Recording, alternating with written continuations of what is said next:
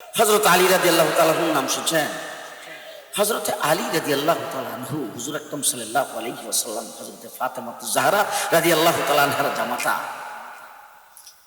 আল্লাহ রাসূল যখন ইন্তেকাল করেছেন, হযরত আবু বকর সিদ্দিক খলিফাতুল মুসলিমিন, তারপরে আবু বকর সিদ্দিক ইন্তেকালের পরে হযরত ওমর যখন খলিফাতুল মুসলিমিন আমিরুল মুমিনিন হয়েছে, হযরত আলী রাদিয়াল্লাহু তাআলা আনহু একদিন ঘুমায় আছেন। ঘুমের মধ্যে রাত্রের বেলা স্বপ্ন দেখে ফজরের নামাজের আজান হয়েছে। মসজিদে নববীতে আলী নামাজ পড়ার জন্য গেছেন। যাওয়ার পরে দেখে নামাজ শুরু হয়ে গেছে, জামাত। আল্লাহ রাসূল সাল্লাল্লাহু আলাইহি ওয়াসাল্লাম ইমামতি করতেছেন। স্বপ্নের মধ্যে হযরত আলী দেখতেছে নামাজ শুরু হয়ে গেছে, আল্লাহ রাসূল ইমামতি করে, আলীও যায় নামাজের মধ্যে শরীক হয়েছেন। নামাজ শেষ করে যখন সালাম ফিরে আছেন, রাসূল মুসল্লিদের দিকে ফিরে বসছেন। হযরত আলী স্বপ্ন দেখতেছে একজন ব্যক্তি মসজিদে ঢুইকা একটা থলি, একটা ব্যাগ রাসূলের দিকে হাত বাড়িয়ে দিচ্ছেন আর বলছেন, হুজুর আমার নতুন বাগানের খেজুর মুসলমানদের মধ্যে বিতরণ, মুসল্লিদের মধ্যে বিতরণ করে দেন। আগে আমাদের দেশে নতুন ক্ষেতের ধান উঠলে মসজিদের মধ্যে গুলি ফিরা দিত, এখন এই রেওয়াজ আর কোথাও নাই। রাসূলুল্লাহ সাল্লাল্লাহু আলাইহি ওয়াসাল্লাম ওই খেজুরগুলি হাতে নিয়ে একজন একজন করে জিজ্ঞেস করছেন, তোমার নাম কি? বলে আমার নাম ইমুক। নেও তুমি 3টা। তোমার নাম কি? আমার নাম ইমুক। নেও তুমি 5টা। তোমার নাম কি? আমার নাম ইমুক। নেও তুমি 7টা। এইভাবে 5টা 7টা করে 3টা করে এক একজনকে দিতে দিতে হযরত আলী যেহেতু পরে এসে নামাজে শরীক হয়েছে, লাস্টে তাকে জিজ্ঞেস করছেন, মিয়া তোমার নাম কি? আমি আপনাদের জিজ্ঞেস করতে চাই, আল্লাহ রাসূল আলীরে চিনেন না? যে হযরত আলী বলেন, রাসূল যখন জিজ্ঞেস করেছে তখন হুজুরের কথায় কোনো প্রতিউত্তর করতে পারি নাই। মনে মনে ভাবতেছি, হুজুর কি আমারে চিনতে ভুলে গেল? আমি ওনার মেয়ের জামাই, আবার শাস্তল ভাই, হাসান হুসাইনের বাবা। আমাকে চিনতে কি রাসূল ভুলে গেল? হযরত আলী বলছেন, হুজুর আমি আলী। যেই বলছেন আমি আলী, হুজুর বেগের থেকে খিজুর বের করে দিয়েছেন একটা। কয়টা? একটা খিজুর পাইয়া হযরত আলী মনে মনে ভাবতেছে, রাসূলকে কিছু বলার সাহস পাইনি। মনে মনে ভাবতেছে, বেগের মধ্যে খিজুর আরো আছে, আমার সামনে এক একজনকে 5টা 7টা করে দিল। আমার ঘরে যে হুজুরের নাতি আছে 2টা, এটাও তো হুজুর জানে। বিবি আছে হুজুরের মেয়ে, এটাও তো জানে। এরপরে হুজুর যে আমার একটা খিজুর দিল, অন্যদের 5টা 7টা খিজুর দিল। হযরত আলী রাদিয়াল্লাহু তাআলা বাঁধতেছেন। এমন সময় হযরত আলীর ঘুম ভেঙে গেছে। এমন সময় মসজিদে নববীতে ফজরের নামাজের আজান হয়েছে। হযরত উমর নামাজ পড়তে গেছে মসজিদ। নামাজ পড়তে যায় দেখে আমিরুল মুমিনিন খলিফাতুল মুসলিমিন, এতক্ষণ দেখছিল স্বপ্ন, এখন বাস্তব। যায় দেখে আমিরুল মুমিনিন খলিফাতুল মুসলিমিন জামাতের ইমামতি করতেছেন। হযরত আলী যায় নামাজে এক সাইডে দিয়ে শরীক হয়েছেন। নামাজ শেষ করে আমিরুল মুমিনিন খলিফাতুল মুসলিমিন মুসল্লিদের দিকে ফিরে বসছেন। এমন সময় একজন ব্যক্তি মসজিদে ঢুকে, হুজুর আমার নতুন বাগানের খেজুর মুসল্লিদের মধ্যে বিতরণ করে দেন। হযরত আলী মনে মনে ভাবতেছে, কিরে স্বপ্নে যা দেখলাম তাই দেখতেছি। হযরত উমর ইবনুল খাত্তাব ওই থলিটা খেজুরের ব্যাগটা হাতে নিয়ে জিজ্ঞেস করছেন, মিয়া তোমার নাম কি? রাসূল জিজ্ঞেসছিল, এই না তোমার নাম কি? আমার নাম ইমুক। নেও তুমি 3টা। তোমার নাম কি? আমার নাম ইমুক। নেও তুমি 5টা। তোমার নাম কি? আমার নাম ইমুক। নেও তুমি 7টা। এইভাবে একটা 5টা 7টা করে বিতরণ করতে করতে আইসা সর্বশেষ জিজ্ঞেস করছেন, এই মিয়া তোমার নাম কি? হযরত আলীরে যখন জিজ্ঞেস করছে, আলী রাসূল যখন স্বপ্নে জিজ্ঞেস করছে তখন তো কোনো প্রতি উত্তর করতে পারে নাই। এবার উমর যখন জিজ্ঞেস করছে, হযরত আলী ডাক দিয়া কয়, আমিরুল মুমিনিন খলিফাতুল মুসলিমিন হইয়া আমি আলীরেও ভুলে গেলাম। আমি তো আলী। যেই বলছে আলী, ব্যাগের থেকে খেজুর বের করে আলীর হাতে দিয়েছেন একটা। সুবহানাল্লাহ। কালকে সকালে নাস্তার পরে যেই একটা খিজুর দিছে, হযরত আলী কয়, রাসূল সাল্লাল্লাহু আলাইহি ওয়াসাল্লাম যখন একটা খিজুর দিয়েছেন তখন তো মনে মনে ভাবতেছিলাম, কিছু বলতে পারি নাই। এবার ওমরকে ডাক দিয়ে বলো, ওমর তুমি তো জানো আমার ঘরে স্ত্রী আছে, আমার 2 বাচ্চা আছে, অন্যান্য জনকে 5টা 7টা করে দিলা, আমার হাতে তুমি একটা খিজুরি কেমনে দিলা? হযরত উমর ইবনুল খাত্তাব ডাক দিয়ে বলেন, আলী ঘুমের ঘরে স্বপ্নে আল্লাহর নবী যদি তোরে একাধিক খিজুর দিত, আমিও তোমাকে একাধিক খিজুর দিয়ে দিতাম। রাসূল বলছেন, আমার পরে নবী হইলে কেডা হইতো? যেই উম্মতের জন্য সেই উমর নবী হইতে পারল না, উম্মতের জন্য সেরাক বিবির ফুলা এক শখ কানা। মার আসল নাম গেসুরি বেগম, ডাক নাম সেরাক বিবি। সেরাক বিবির ভোলা এক শখ কানা। বলেন বলেন আমার সাথে বলেন। বহুমূত্র বিমার ছিল, তহসিলদারির চাকরি করত, মুক্তারি পরীক্ষা দিয়ে ফেল করছে, সর্বশেষ কলেরা রোগে পায়খানার পাতি করে মরছে। এটা নবী? আস্তে কথা যে খুব ভালো করে বলে রেখেন, নবীকে মানতে হলে নবীর দুইটা জিনিস মানতে হবে। একটা হলো নবীর ব্যক্তি জীবন, একটা হলো নবীর জাত, আর একটা হলো নবীর কথা এবং কার্যক্রম। নবীর কথা কার্যক্রম মানতে হবে, নবীর ব্যক্তিগত জীবন আর নবীকে সেইভাবেই মানতে হবে। ঠিক না ঠিক? আদম আলাইহিস সালাম থেকে শুরু করে আমাদের নবী পর্যন্ত আল্লাহ পাক 1,24,000 পয়গম্বর পৃথিবীতে প্রেরণ করেছেন। সমস্ত নবী সবচাইতে উম্মতের মধ্যে সবচাইতে বেশি সুন্দর এবং নিকট। কোন কানা, আতুর, কুড়া, ল্যাংরা, বাইসাঙ্গুল্লা, ট্যাগরা এগুলি আল্লাহ নবী বানায়নি। সমস্ত নবী নিখুঁত। মির্জা গোলাম কাদ্দানির একটা শখ কানা। আসতে কর যে আরে পৃথিবীর মানুষের বানানো আইন হলো 2 লাখ চলা যায় গাড়ি, সেই গাড়ির 1 লাখ যদি কোনো কারণে ফিউজ থাকে, সেই গাড়ি রাস্তায় চলার আইন নাই। মানুষের বানানো আইনে যদি 2 লাখ চলা গাড়ির একটা পৃথিবীর সড়কে চলার আইন না থাকে, নবতির সড়কে 1 চক্কওয়ালা নবী চলার আইন নাই। আমি এখন যেহেতু আপনাদের ধৈর্যচ্যুতি ঘটাবো না, এই জন্য লম্বা কথা বলতে পারবো না, সংক্ষিপ্ত কথা বলতে চাই। উলামা ইকরামকে সাক্ষী রেখে আল্লাহ পাক যদি মুহাম্মদুর রাসূলুল্লাহ সাল্লাল্লাহু আলাইহি সাল্লামের পরে নবী প্রেরণের সিলসিলা জারিও রাখত, মির্জা গোলাম কাদ্দানির মতো এই বদমাশকে আল্লাহ নবী বানাইতেন না। ওর মতো বদমাশ নবী হতে পারত না। আমার ভাইরা, মুহাম্মদুর রাসূলুল্লাহ সাল্লাল্লাহু আলাইহি ওয়াসাল্লাম 40টা বছর পর্যন্ত মক্কা নগরীতে কাটাইছেন। হুজুরের কাছে ওহী আসে নাই, নবী হন নাই। 40 বছরের ভিতরে রাসূল সাল্লাল্লাহু আলাইহি ওয়াসাল্লামের মধ্যে সামান্যতম কলঙ্কের দাগ আবু জেহেল, আবু লাহাব কেউ দেখাতে পারে নাই। মির্জা গোলাম কাদ্দানির জীবনী তালাশ করে দেখেন কয়টা মেয়ের সঙ্গে লাইন করছে।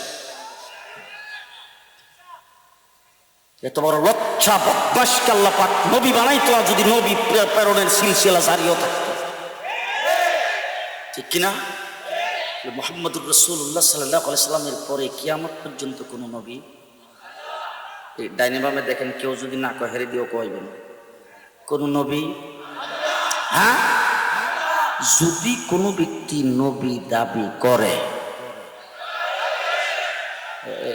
যারা যারা চুপ করে বলেছেন হেরে দিও কোন, যদি কোনো ব্যক্তি নবী দাবি করে, তাকে যদি কেউ সমর্থন করে, তার উপরে কেউ যদি ঈমান আনে, কাফের। এই কাফের হওয়ার মধ্যে কি আপনাদের মধ্যে কোনো দলিল দিতে হবে না? বিনা দলিলে বলেন বলেন বলেন বলেন বলেন বলেন শেষ কথা বলেন। যে এখন যে সময়টা চলতেছে, সময়টা রাত্র না দিন? যে এখন যে রাত্র, এটুকু দলিল দিয়ে আপনাদের বুঝাইতে হবে? দিনের বেলা যখন সূর্য উঠে, সেই দিনের দুপুরে কি দিন, যেইটাই কি দলিল দিয়ে বুঝাইতে হয়? আরে দিনের প্রমাণ জীবন দলিল দিয়ে করতে হয় না, রাতের প্রমাণ জীবন দলিল দিয়ে করতে হয় না। ঠিক তেমনি করে মির্জা গোলাম কাদিয়ানী আমার নবীর পরে নবী দাবি করেছে, সে যে কাফের তার মধ্যে কোনো দলিল রাখবে না, বিনা দলিলে কাফের। ঠিক কিনা বলেন? ঠিক কিনা বলেন? বিনা দলিলে কাফের। আমরা কোন মাযহাবের? আমাদের মাযহাবের নাম কি?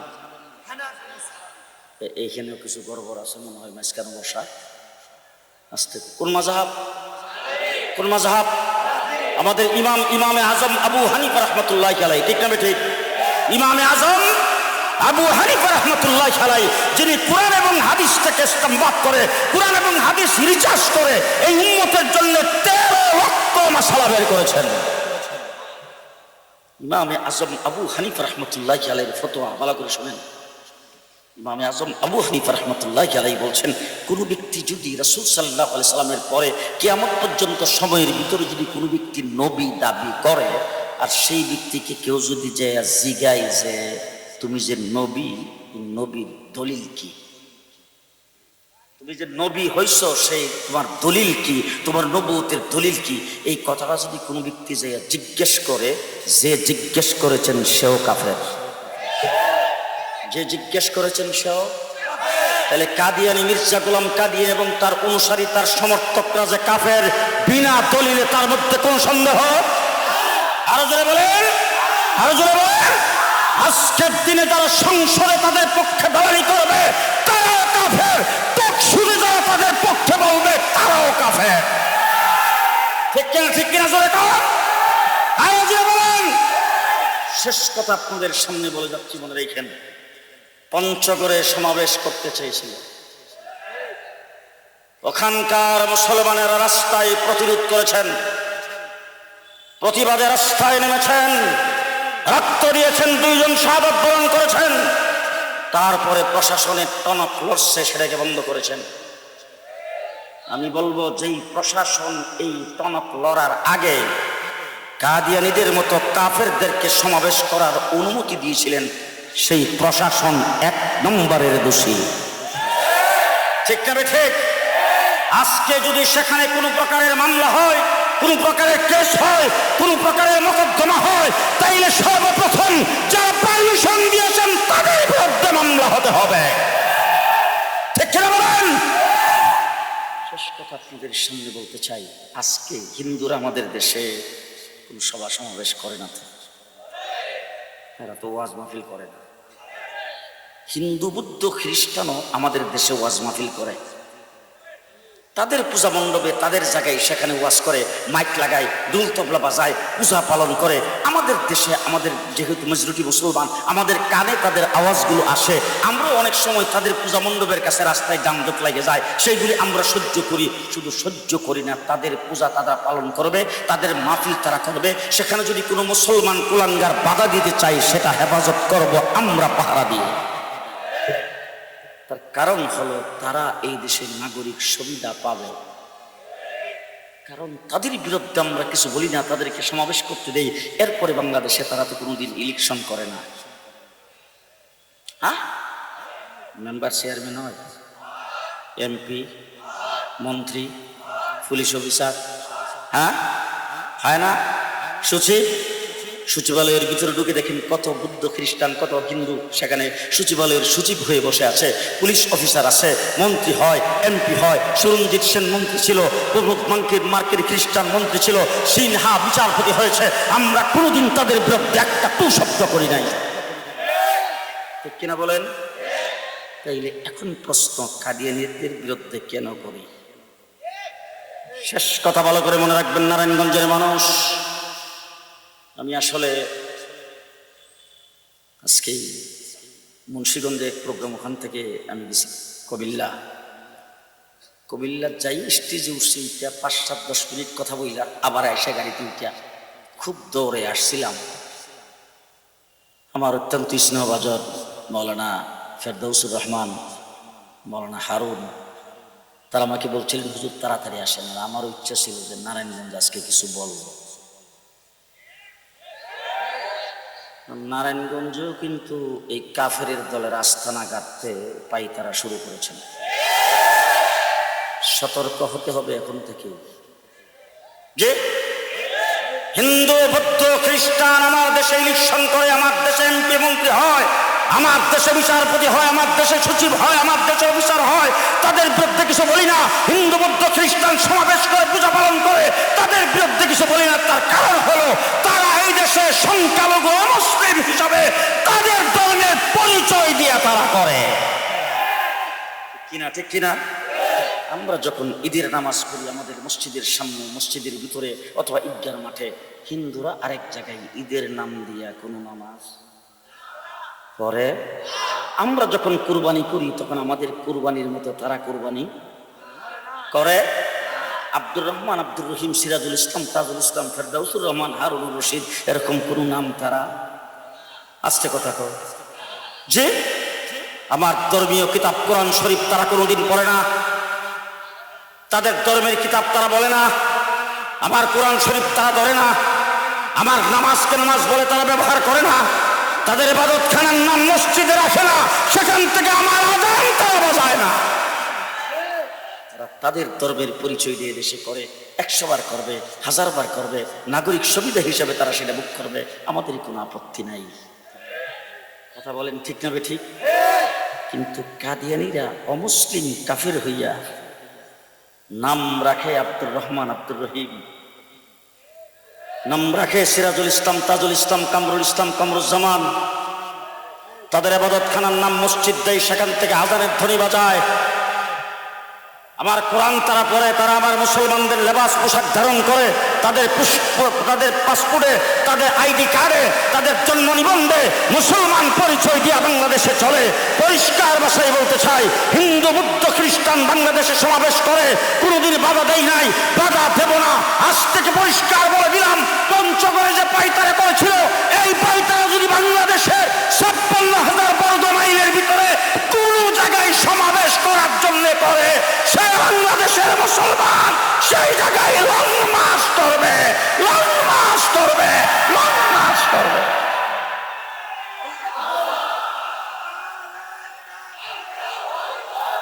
বাংলাদেশের 56,000 বর্গ মাইলের ভিতরে 1 ইঞ্চি মাটিতে কোন জায়গায় তাদেরকে কোন সমাবেশ করতে দেওয়া হবে না, ইনশাআল্লাহ। রাজি আছেন? রাজি আছেন?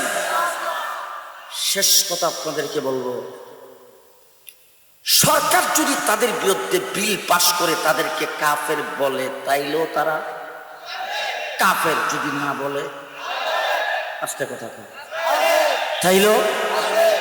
তাইলে এখন প্রশ্ন, টকশোগুলিতে এখন বসে বসে ওই বুদ্ধিজীবী নামের কলঙ্ক যারা, তারা এই সমস্ত কুটকুটগুলি করে। তাইলে প্রশ্ন হলো যে আমরা এখন তাদের বিরুদ্ধে আন্দোলনটা কেন করি? সরকার বললো তো কাফের, না বললো তো কাফের।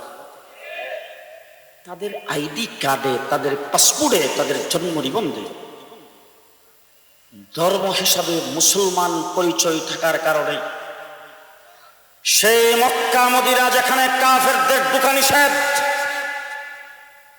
মুসলমান ছাড়া গায়রে মুসলিম সেখানে প্রবেশ নিষিদ্ধ, সেই জায়গায় বাংলাদেশি পাসপোর্ট ব্যবহার করে তারা দেয়া ঢুকতে পারে। ঠিক না ঠিক? তারা যখন আমার রাসূলের রওজার কিনারে যায়, যখন সালাম দেয়, তখন আল্লাহর নবী মদিনার রওজার থেকে বাংলাদেশের মুসলমানকে ধিক্কার জানায়। আজকে পরিষ্কার ভাষায় বলছি, আমার বাংলাদেশে অমুসলিম কাফের হয়ে এই দেশে বসবাস করে, মুসলমান পরিচয় দিয়া তারা সমাজে বসবাস করে, তাদের সংগঠনের নাম আহমদিয়া মুসলিম জামাত দিয়েছে। এই জন্য সংসদে বিল পাস করে তাদেরকে হিন্দু, বৌদ্ধ, খ্রিস্টানের মতো করে নিতে হবে, ঠিক কিনা? এই ব্যাপারে সবাইকে একমত? আল্লাহ কবুল করুক, সকলে বলে না। শেষ কথা বলবো, সাহস বড় সাংঘাতিক, কঠিন সাহস। নারায়ণগঞ্জের মতো জায়গায় আজকের এই মাহফিল বন্ধ করার পাইতারাও কাদিয়ানীরা করেছে। কথাটা শুই না সর্বত আমার খুব হাসি আসছে। কয় কি? আরে নারায়ণগঞ্জের মুসলমান, গোটা নারায়ণগঞ্জ ডিস্ট্রিক্টের ভিতরে যারা কাদিয়ানী আসো, ভালো করে শুনে রাখো, হাতিয়ার যন্ত্র সাথে কিছুই লাগবে না, হাতটা এইভাবে গুঠায় শুধু হাইটা দেবো, সব পেশা যাইবে। আজকেও তারা এই সমাবেশকে বন্ধ করার জন্য পাইতারা করেছেন, প্রশাসনের বিভিন্ন জায়গায় যায় দৌড়ঝাঁপ করেছেন। পরিষ্কার ভাষায় বলতে চাই, আমার ধর্ম আল্লাহ পাক স্বীকৃতি দিয়েছেন, আমার নবী শেষ নবী, আমার কোরআন শেষ কোরআন, আমার ধর্ম শেষ ধর্ম, আমরা শেষ উম্মত। আমরা আল্লাহ পাকের পক্ষ থেকে অথরিটি নিয়ে আমাদের ধর্মের কাজ আমরা করি। তোমরা আমাদেরটা বাবা তো দূরের কথা, তোমরা সমাবেশ করতে আসলে সেইটা বন্ধ হবে, প্রয়োজনে রক্ত জড়াইতে হবে, জীবন দিতে হবে। সাবধান, সাবধান, সাবধান। নারায়ণগঞ্জের কোন জায়গায় আমাদের সমাবেশে হাত দিবা, এত বড় সাহস! পরিষ্কার ভাষায় বলতে চাই, কোথাও এই ধরনের কোনো পায়তারা করবা না কোনো সমাবেশ করতে। আপনাদের নারায়ণগঞ্জবাসী উলামায়ে কেরামকে, আজকের উলামা পরিষদকে, তাদেরকে বলবো, আমরা ব্রাহ্মণবাড়িয়ার সন্তান। সেই ব্রাহ্মণবাড়িয়াতে কাদিয়ানীরা মসজিদে আজান দিত মাইকে, আমরা যাই বইলে আসলাম। ফজরের নামাজের আজান দিছে, একদিন যাই বইলে আসছে দিনের বেলা মসজিদের মাইক দিয়ে যেন আমাদের আজান না বাজায়। 3 মাস একাধারে বন্ধ রাখার পরে হঠাৎ করে ফজরের নামাজের আজান দিছে। সকাল 9টা-10টার সময় যায় বলছি সাবধান, আর জোহরের নামাজের আজান দিবা খবর আছে। জোহরের আজান যখন দিছে 4টার আগে সমস্ত মুসলমান মিল্লা এরা যে মসজিদ নাম দিয়া সেখানে যে মানুষের মুসলমানদের ইবাদতখানা মসজিদ দখল করে সেখানে আজান দিত, তাদেরকে মসজিদ থেকে বের করে আসরের নামাজ মসজিদ 7 বার পানি দিয়ে ধুইয়া সেখানে মুসলমানদের আজান দিয়া সেখানে নামাজ জামাতের সাথে কায়েম করে আসরের নামাজের পরে হেফজখানা মাদ্রাসা সেখানে শুরু করেছিলাম। আজকে দাওরা তাকাসসুস পর্যন্ত খাতামুন নবিয়্যিন মাদ্রাসা চলতেছে। সাবধান করে দিলাম, এই জায়গায় যদি কেউ আজান দিয়া মসজিদ নাম দিয়ে কিছু করতে চাও, মসজিদ মুসলমানদের ইবাদতখানা, কোন কাফেরের হাতে থাকতে পারে না। এখন আসতে কর, কোন কাফেরের হাতে কোনো মসজিদ থাকতে পারে না। পরিষ্কার, মসজিদ নাম দিয়ে কিছু করা যাবে না। তোমাদের ইবাদতখানার থেকে আজানের দড়ি বাজতে পারবে না। মুসলমানদের কবরস্থানে তোমাদের লাশ দাফন হতে পারবে না। কোন মুসলমান ছেলে মেয়ের সাথে তোমাদের আত্মীয়তার কোনো বন্ধন হতে পারবে না। আল্লাহ পাক আমাদের এই বাংলাদেশটাকে কাদিয়ানীদের তৎপরতার থেকে হেফাজত করুন। প্রশাসন সরকারকে বুঝার তৌফিক দান করুন। এই দেশে আমরা যেন ঈমানকে শক্তিশালী করে রাসূল প্রেমিক হিসেবে বসবাস করতে পারি। আল্লাহ পাক সেই তৌফিক দান করুন। ওয়া আখিরু দাওয়ানা আনিল হামদুলিল্লাহি রাব্বিল আলামিন। আলহামদুলিল্লাহি রাব্বিল আলামিন। ওয়াসসালাতু ওয়াসসালামু আলা সাইয়্যিদিল মুরসালিন ওয়া আলা আলিহি ওয়া আসহাবিহি আজমাইন। রব্বানা যালামনা আনফুসানা ওয়া ইল্লাম তাগফির লানা ওয়া তারহামনা লানাকুনান্না মিনাল খাসিরিন। আল্লাহ এই মুসমাকে কবুল করো। আল্লাহ যারা আসছেন, যারা বসেছেন, আল্লাহ যারা দাঁড়ানো অবস্থায় মাহফিল প্রথম থেকে নিয়ে পর্যন্ত শুনেছেন, আল্লাহ এর ভিতরে যারা আসছে গেছে সকলকে তুমি এই মাহফিল নাজাতের জরিয়া বানিয়ে দাও। আল্লাহ সামনে রমজান মাস আসতেছে, আল্লাহ মেহেরবানি করে রমজান পর্যন্ত আমাদেরকে হায়াত দাও। রমজানের কদর করার তৌফিক দাও। রমজানের রহমত মাগফিরাত নাজাত আমাদের নসিব করো। ইয়া আল্লাহ আমাদের জিন্দেগির গুনাহগুলি মাফ করে দাও। আল্লাহ আমাদের ঈমানকে মজবুত করে দাও, ইয়াকিনকে সহি করে দাও। আমাদের সবাইকে তোমার দ্বীনের জন্য কবুল করো। আল্লাহ রাসূল প্রেমিক তুমি আমাদেরকে বানায় দাও। আল্লাহ তোমার মহব্বত, তোমার ভয় আমাদের অন্তরে ঢুকায় দাও। ইয়া আল্লাহ, ইয়া আল্লাহ যতদিন দুনিয়াতে বেঁচে থাকবো দ্বীনের খাদেম হিসাবে, আল্লাহ দ্বীনের পাহারাদার হিসাবে বাঁচায় রাখো। ইয়া আল্লাহ আজকের মাহফিল যারা ইন্তজাম করেছেন, আল্লাহ তাদেরকে তুমি কবুল করো। প্রতি বছর এই ধরনের ইন্তজাম করতে পারে সেই তৌফিক দান করো। 24 ঘন্টা রাত্র দিন বাতিল শক্তির মোকাবেলা করতে পারে, ইসলামের উপরে দ্বীনের উপরে যারা আক্রমণ করবে তাদের প্রতিরোধ এবং প্রতিবাদ করতে পারে সেই তৌফিক তাদেরকে দান করো। ইয়া আল্লাহ ইয়া আরহামার রাহিমিন, প্রত্যেকের দিলের মাকাসেদ পুরা করে দাও। কেউ কোনো পেরেশানিতে থাকলে পেরেশানি দূর করে দাও। প্রত্যেকের হাজত তুমি পুরা করে দাও। অভাব অনটন দূর করে দাও। নুজুল রহমতের সময় তোমার শাহী দরবারে হাত উঠাইছি। ইয়া আল্লাহ শাবান মাসে রমজানকে সামনে রেখে আল্লাহ তুমি আমাদেরকে এখনই পাক পবিত্র করে দাও। আমাদের গুনাহ খাতাগুলি মাফ করে আল্লাহ আমাদেরকে রমজান পর্যন্ত পৌঁছায় দাও। রব্বানা তাকাব্বাল মিন্না ইন্নাকা আনতাস সামিউল আলিম ওয়া তুব আলাইনা ইন্নাকা আনতাত তাওয়াবুর রহিম বিরহমাতিকা ইয়া আরহামার রাহিমিন।